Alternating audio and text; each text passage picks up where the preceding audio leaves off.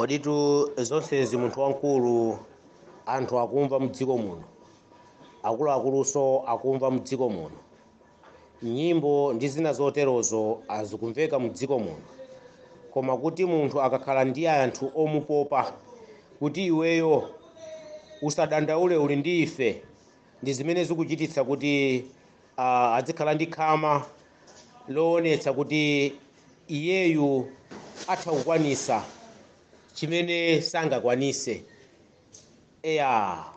Gulu litu lilipo, musayiwale kuti pamene Saulos Claude Chilima anali ndi Peter Mutharika anayamba kampeni wake aliyense sakudziwa.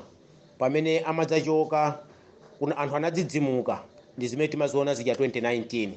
Anthu akuteko zimenezi anayamba kalekale, ndi chifukwa chake maona na nkhumwa sakupanga chilichonse ku parliament. Anali chete kutipweteketsa ife amene tili kumudzi ndi amene tili mu dziko lino. Lero gulu limeja laonekera poyera tsopano chifukwa tikupita kumapeto, ndi limene likukakamira lija. Ndi zimene zakuzimva ndithu, koma akukakamirabe kukakamira mtunda opanda madzi. Dziko lonse silingapangenso chibwanabwana chosankha chinyamata. Taona, tadziwa, aperewera nzeru. Izi ndi za mabigi. Zachibwanabwana sizimachitira ubwino, za wana safula kuopa kupha nawo. Gulu limenelo silingapitirire ngakhale anali ndi mkumano wawo omalankhula zosiyanasiyana. Sindiatchula anthu koma kuzidziwa ndi mukuwadziwa kuti panali kulankhula kosiyanasiyana kofunira zoyipa za DPP.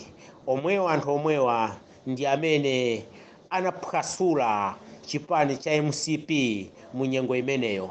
Lelonso akufuna kuphwasula chipani cha DPP, koma sakwanitsa, sizitheka, achepa kwambiri. Tili konkuno ku Malawi, aziona okha kuti kodi zili bwanji adadi ayimaso. Izi ndi zoona kudzera pasi pa mtima, izi ndi zoona zake.